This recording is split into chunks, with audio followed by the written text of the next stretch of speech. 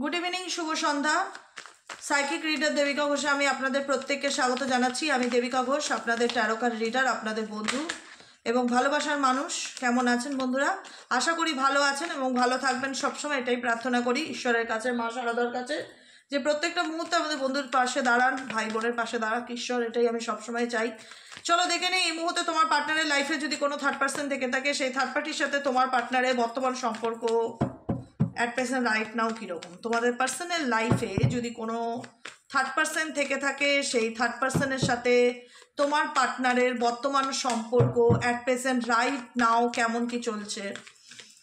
Universe please help করুন, guide করুন আমার প্রত্যেকটা বন্ধু, ভাই বোন, দাদা দিদি যারা এই মুহূর্তে দাঁড়িয়ে রিডিংটা দেখছে, তার পার্সনের সাথে থার্ড পার্টির কারেন্ট রিলেশনশিপের স্টেটাসটা কি। Angel archangel Michael please help করুন ও গাইড করুন। Angel archangel Michael please help me and guide me. Angel archangel Michael please help করুন ও গাইড করুন।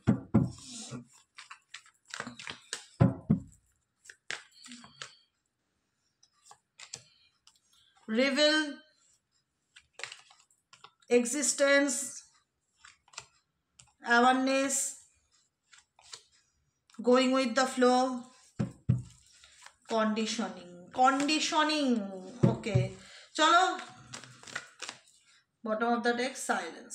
ওকে, তোমার পার্সন কি ভাবছে তোমাকে নিয়ে, তোমার পার্সনের current feelings at present right now, সেই ব্যক্তি তোমাকে নিয়ে কি ভাবছে, তার মন মস্তিষ্কে তোমাকে নিয়ে কি চলছে।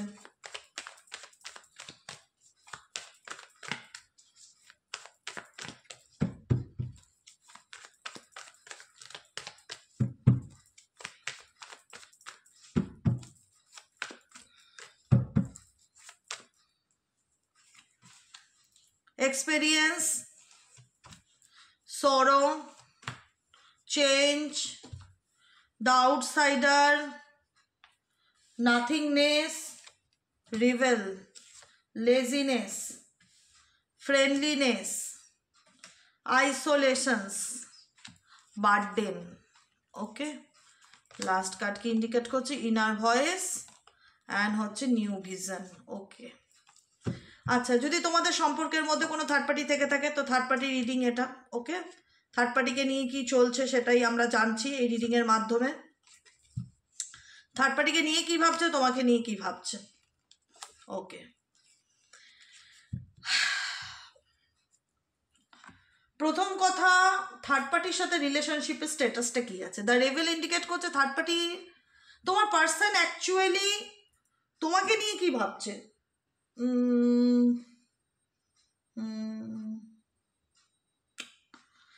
দেখো, আমি যতটুকু ফিল করতে পারছি তোমার পার্সনের কারেন্ট ফিলিংস, থার্ড পার্টির সম্পর্কে রিসেন্টলি ব্যক্তি কিছু জানতে পেরেছে, মানে একটা হয় না, মানে কিছু ক্ল্যারিটি পাওয়া, থার্ড পার্টির ব্যাপারে কিছু জানতে পারা।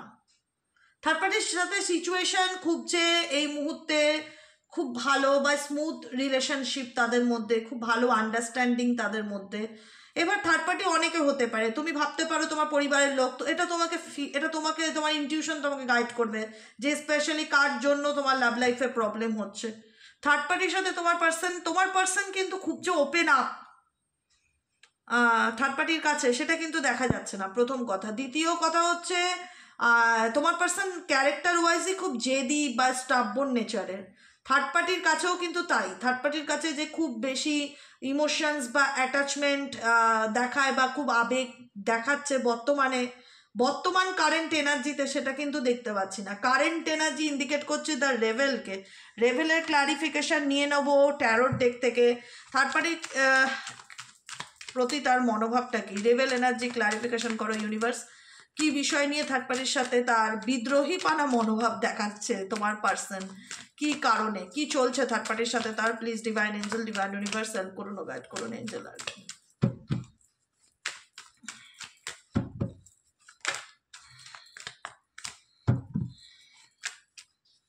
ও মাই গড, পেজ অফ ওয়ান্সের এনার্জি। থার্ড পার্টির সাথে তার তো ভালো সম্পর্কই ছিল, ডেফিনেটলি ভালো সম্পর্ক ছিল, কিন্তু রিসেন্টলি কিছু দেখা যাচ্ছে এই ব্যক্তির সাথে ফ্যামিলি রিলেটেড কিছু ইস্যু নিয়ে, মেবি তুমিও হতে পারো, তোমাকে নিয়ে তাদের মধ্যে কোনো কিছু নিয়ে ঝগড়া আর্গুমেন্ট, বা তার ফ্যামিলি নিয়ে ঝগড়া আর্গুমেন্টের একটা সিচুয়েশন দেখতে পাচ্ছি, বুঝতে পেরেছো?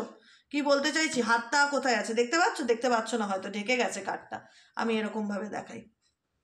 দ্য রেবেল ইন্ডিকেট করছে 5 অফ ওয়ান্সের এনার্জিকে। হ্যাঁ, 5 অফ ওয়ান্সের এনার্জি, কনফ্লিক্টেড এনার্জি, কাউকে নিয়ে তোমার পার্টনারের সাথে তৃতীয় ব্যক্তির কাউকে রিলেটেড কোনো কনফ্লিক্ট বা কোনো ভুল বোঝাবুঝি বা কোনো ঝগড়া ঝামেলার সিচুয়েশন দেখতে পাচ্ছি। এক্সিস্টেন্স ক্লারিফিকেশন, এক্সিস্টেন্সের ক্লারিফিকেশন, ইউনিভার্স এক্সিস্টেন্স। দেখো এই ব্যক্তি না পারছে থার্ড পার্টিকে ছেড়ে বেরিয়ে আসতে, না পারছে থার্ড পার্টির সাথে খুব ভালো কানেকশন, যে স্ট্রং বন্ডিং, সেটাও আমি দেখতে পাচ্ছি না। এক্সিস্টেন্স ক্লারিফিকেশন, কেন এই ব্যক্তি নিজের অস্তিত্বকে টিকিয়ে রাখার চেষ্টা করছে, থার্ড পার্টির সাথে তার কি সম্পর্ক, থার্ড পার্টির সাথে তার কি সম্পর্ক।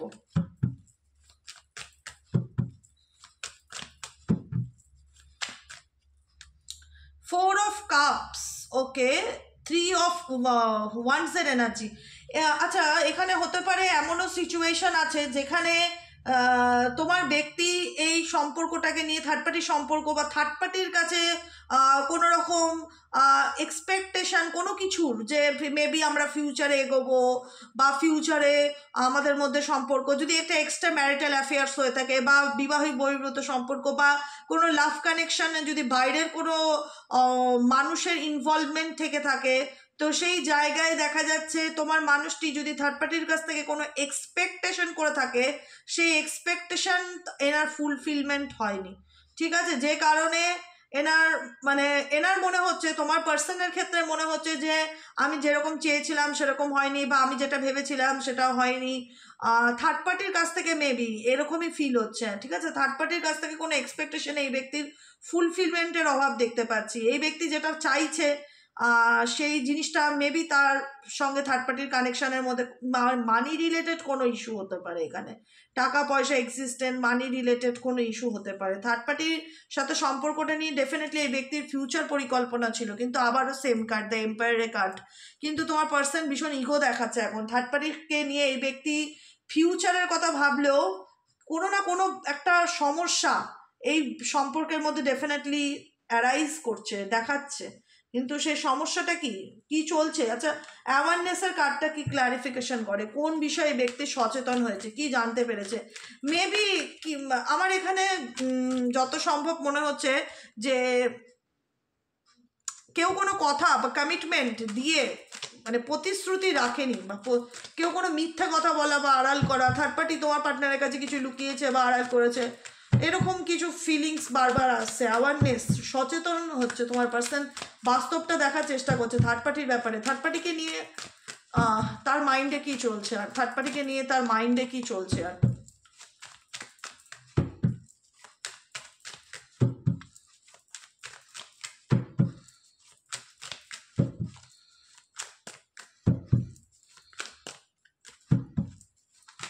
ও মাই গড, কুইন অফ ওয়ান্ডসের এনার্জি। থার্ড পার্টির প্রতি কিন্তু তোমার পার্সন যথেষ্ট ইন্টারেস্ট ছিল, আগ্রহ ছিল, প্যাশন ছিল থার্ড পার্টির প্রতি, আত্মবিশ্বাস ছিল, হ্যাঁ, কনফিডেন্স ছিল থার্ড পার্টিকে নিয়ে তার আলাদা লেভেলের একটা, যে কারণে হয়তো থার্ড পার্টিকে নিয়ে তোমার সঙ্গে সে অনেকবার ঝগড়াও করেছে, কথা কাটাকাটিও করেছে। কিন্তু যাকে নিয়ে এনার এত বেশি কনফিডেন্স, সেই কনফিডেন্সের জায়গায় কিন্তু থার্ড পার্টি জল ঢালছে, বা থার্ড পার্টি মেবি অন্য কারোর সাথে পাশাপাশি অপশনাল হিসাবে কাউকে রাখছে, বা থার্ড পার্টির দ্বারা প্রতারিত ফিল হচ্ছে, থার্ড পার্টি চিট করছে, বা থার্ড পার্টি তার লাইফে মেটেরিয়ালিস্টিক কারণের জন্য আছে, স্বার্থের জন্য আছে। চিটিং এনার্জিকে ইন্ডিকেট করে 7 অফ সোয়ার্ডসের এনার্জি। এই ব্যক্তি কোনো স্বার্থে তোমার পার্টনারের লাইফে এসছে, এটাও সে বুঝতে পারছে বা ফিল করতে পারছে বা ক্ল্যারিটি পেয়েছে।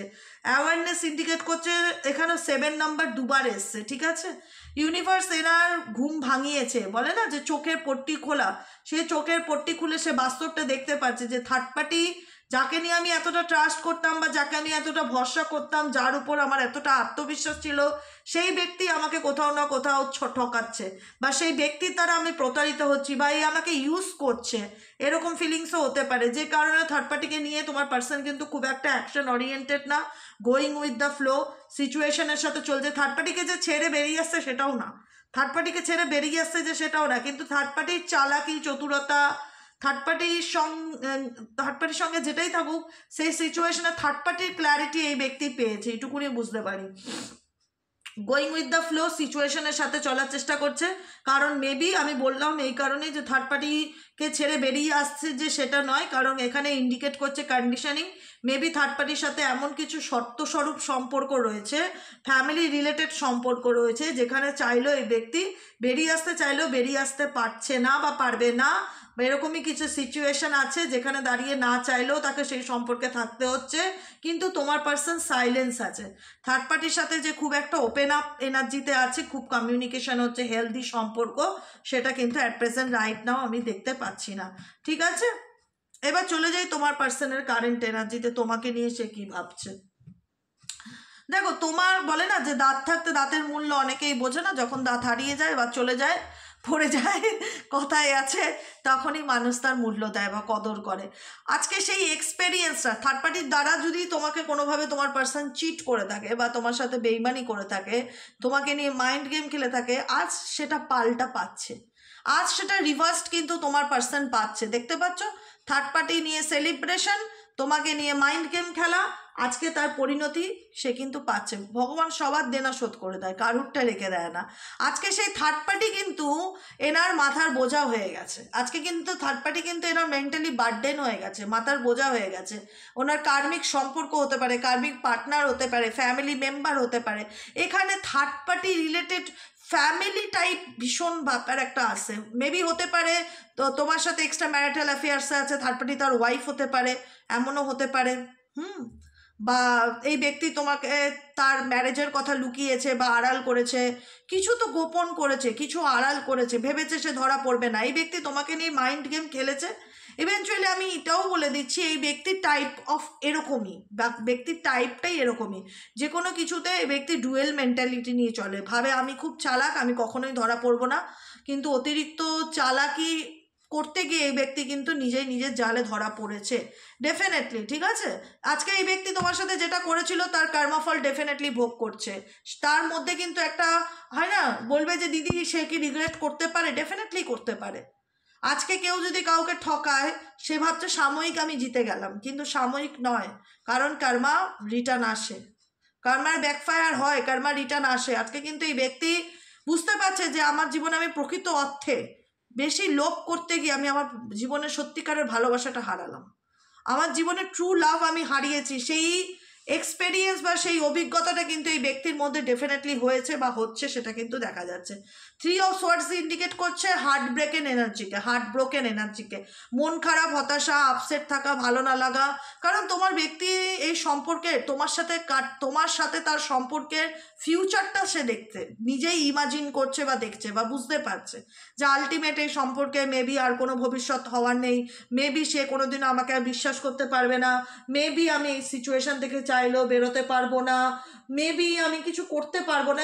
ভীষণ অ্যাকশন ওরিয়েন্টেড নয় তোমার পার্সন, যাকে নিয়ে রিডিং দেখছো অ্যাকশন ওরিয়েন্টেড না। থার্ড পার্টির দিক থেকেও তাই, গোয়িং উইথ দ্য ফ্লো, যেমন চলছে চলছে, সবই বুঝতে পারছে থার্ড পার্টি কেমন, কি তার বডি ল্যাঙ্গুয়েজ, কি কারণে সম্পর্ক, এখন একটা কথা আমি তোমাদেরকে ক্লিয়ারলি বলতে পারি, কোনটা স্বার্থের সম্পর্ক, কোনটা ভালোবাসার সম্পর্ক, এইটুকুনি সামান্য এই যে জ্ঞানটা, এই জ্ঞানটা যেটা হয়তো তুমি আগে থেকে অনেক বোঝানোর চেষ্টা করেছো, অনেক বুঝিয়েছো, কনভিন্স করেছো যে এটা এরকম করো না, এটা করলে কিন্তু এরকম হতে পারে বা তার পরিণতি এরকম হতে পারে, তুমি কিন্তু ভবিষ্যতে গিয়ে রিগ্রেট করতে পারো, এরকম অনেক রকম বুঝিয়েছো, হয়তো সে বোঝেনি বা বুঝতে চায়নি। সেই জায়গায় দাঁড়িয়ে আমি একটাই কথা বলবো, এই ব্যক্তি কিন্তু এখন কারেন্ট এনার্জি যেটা বলে যে রিয়ালাইজ করতে পারছে যে তার লাইফে ফিউচারটা কোথায় গিয়ে দাঁড়িয়েছে, তার ভবিষ্যৎ কি আলটিমেট, তার ভবিষ্যৎ হচ্ছে 6 অফ ওয়ান্ডসের এনার্জি, বার্ডেনের এনার্জি, রেসপন্সিবিলিটির এনার্জি, লড়াই টিকিয়ে রাখার এনার্জি। কারণ এই ব্যক্তি ভেতর থেকে ভীষণ টায়ার্ড এনার্জিকে ফিল করছে যে কতদিন এভাবে চলবে।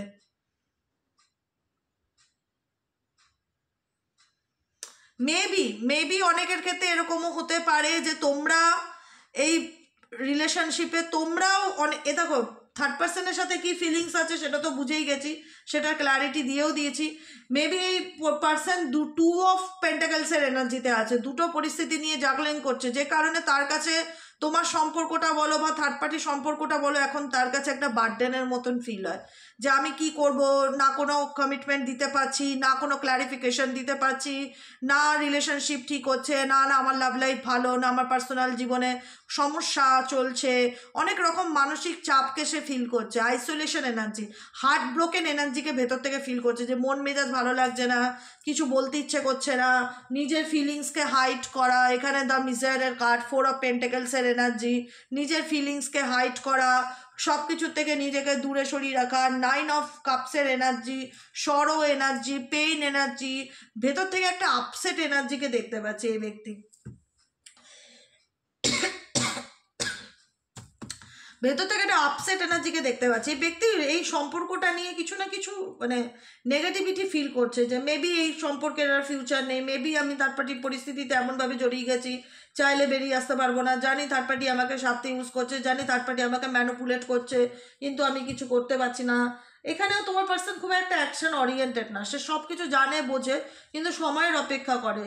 ডেফিনেটলি দ্য আউটসাইডার, কোনো সিচুয়েশন থেকে এই ব্যক্তি বেরোতে চায় কিন্তু সময়ের অপেক্ষা করে। হুইল অফ ফরচুনের কার্ড, চেঞ্জ, পরিবর্তন, যে ভাগ্য, ডেস্টিনি, সময় কবে আসবে, কবে আমি এই সিচুয়েশন থেকে বেরোতে পারবো, কারণ তার মনে হচ্ছে লাইফে তার হারানোর মতন কিছুই নেই, নাথিংনেস, কিন্তু লেজি এনার্জি, নিজের ফিলিংসকে, তাও তোমার প্রতি তার ফিলিংস, তোমার প্রতি তার কারেন্ট ফিলিংসকে হাইড করা, কোনো রকম কোনো অ্যাকশন না নেওয়া, চুপচাপ থাকা, নিজের মতন থাকা, কোনো কিছু এক্সপ্রেস না করা, সময়ের অপেক্ষা করা, চেঞ্জ, যে পরিবর্তন কবে আসবে, ফ্রেন্ডলিনেস, তোমার সাথে তার বন্ধুত্বপূর্ণ সম্পর্ক সেটা আদতে কোনোদিনও ঠিক হবে কি না, inner voice and the outsider indicate করছে এই মুহূর্তে তোমার পার্সন টোটালটাই এমন একটা পরিস্থিতির মধ্যে আছে যেখান থেকে নিজের জীবনে নিউ বিগিনিংয়ের কথা ভাবছে, নিউ ভিশন, নতুন করে দেখার কিছু চেষ্টা করছে।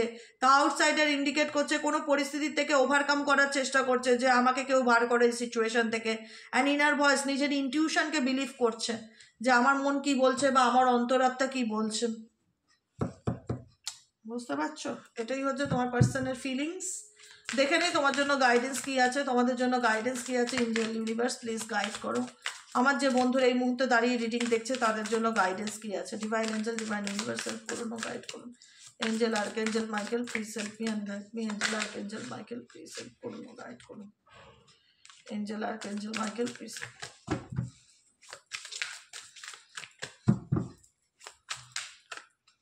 গাইডেন্স হচ্ছে body shame, addiction, need rescue, love sucks. Okay, guidance হচ্ছে body shame, you feel unattractive to others, work on accepting yourself, flaws and all. Universe বলছে যে তুমি কখনো কোনো কিছুর জন্য যে আমি খারাপ বা আমি দেখতে খারাপ বা আমার বডি শেম খারাপ, যে কোনো কিছুর জন্য নিজেকে ব্লেম করো না, কারণ তুমি কখনোই আনঅ্যাট্রাকটিভ এরকম ফিল করো যে আমি আনঅ্যাট্রাকটিভ বা আমার পার্সন আমার থেকে বেটার কোনো মানুষ পেয়ে গেছে, বা থার্ড পার্টি যে আমার থেকেও বেশি সুন্দর সেই জন্য বোধহয় থার্ড পার্টির কাছে রয়েছে, এটা কিন্তু অ্যাকচুয়ালি তোমার সম্পর্ক ভাঙার রিজন নয়।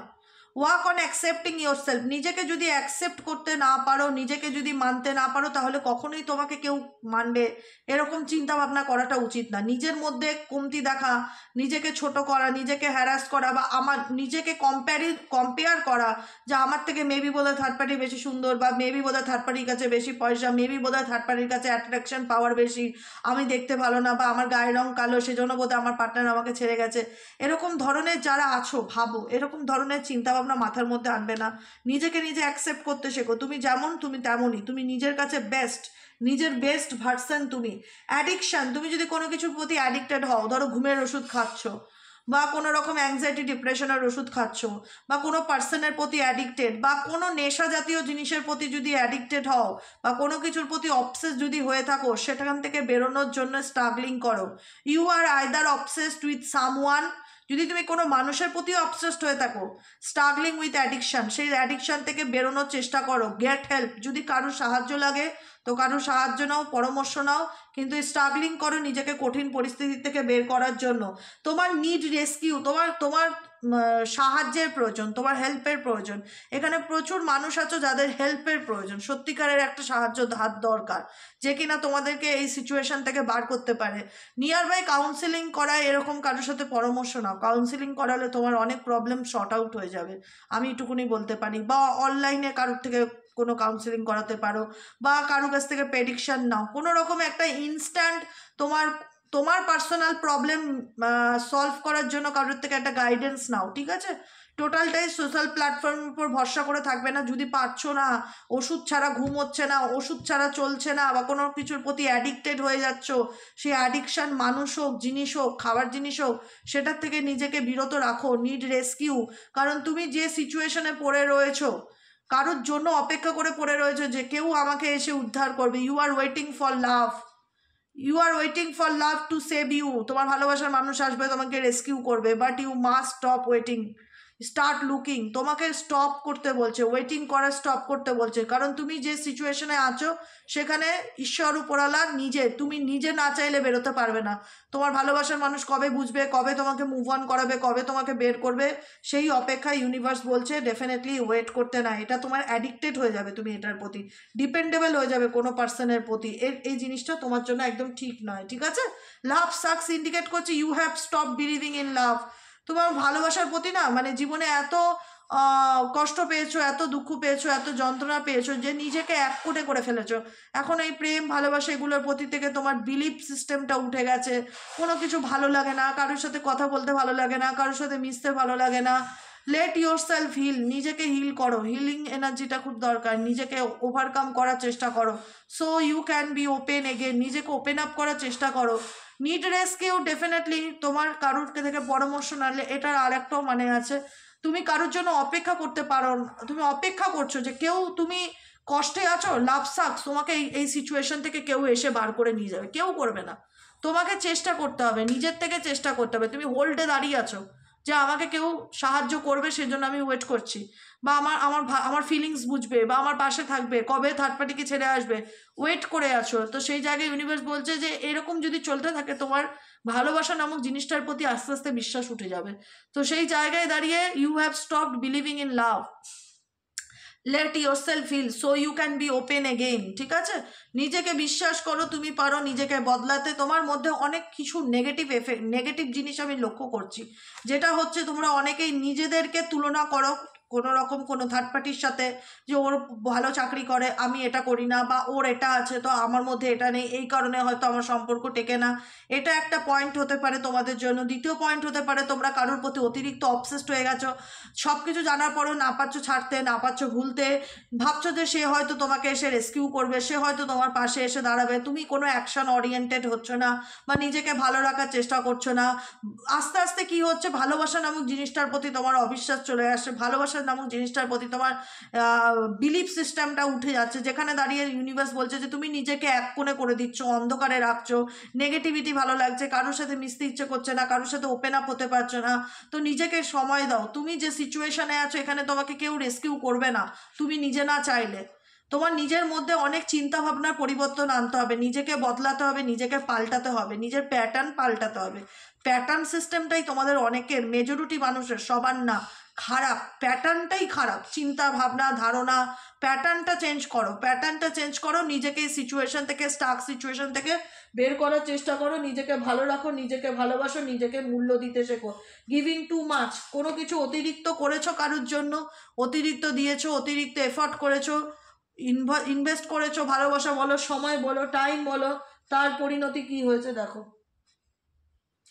তার পরিণতি এমন হয়েছে যে সেই অতিরিক্ত গিভিং টু মাচ অতিরিক্ত কারোর জন্য করাটা তোমার জীবনের একটা হতাশার কারণ হয়ে দাঁড়িয়েছে। কাউকে অতিরিক্ত ভালোবাসাটাও তোমার জীবনের হতাশার কারণ, কারোর জন্য অতিরিক্ত হেল্প করাটাও তোমার জীবনের হতাশার কারণ। তাই জন্য ইউনিভার্স বলছে গাইডেন্সে, giving too much, you are depleted because you giving too much.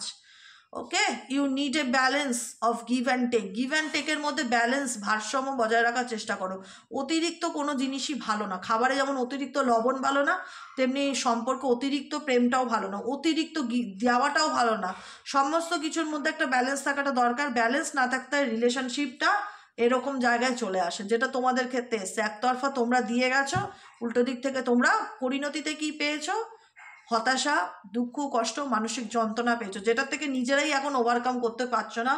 অনেকেই আছো যারা প্রচণ্ড রকম ফিয়ার, বা আবার রিলেশনশিপে যাব, আবার মন ভাঙবে, আবার মানসিক আঘাত পাবো, সেই কষ্টটার থেকে ওভারকাম করতে পারছো না। তাই জন্য গাইডেন্স হচ্ছে, it is time to get out and try again, retreating. আবার নিজেকে পুনরুদ্ধার করার চেষ্টা করো, নিজেকে ভালো রাখার চেষ্টা করো, নিজের মূল্যটা নিজেকে বোঝানোর চেষ্টা করো।